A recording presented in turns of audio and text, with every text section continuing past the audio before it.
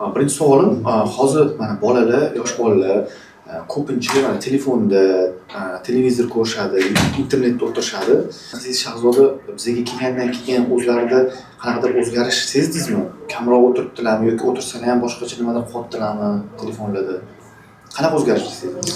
Darslardan kelgandan keyin oyi bugun mana bunaqa qildik mana deb telefondan o'sha narsalarini qilishga harakat qilib Ko'rsatasiz.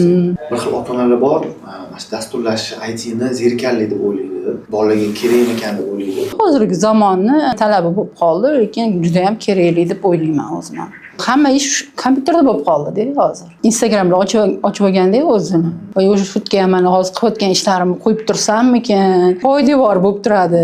O'qish bitirgandan keyin ish qilsam ham bo'ladi deb o'shanga poydevor bo'lib turadi. Oy mana shunaqa zakaz olsam, ko'p pulli ishlayman deb hozirda shu anaqa qilyapti-da.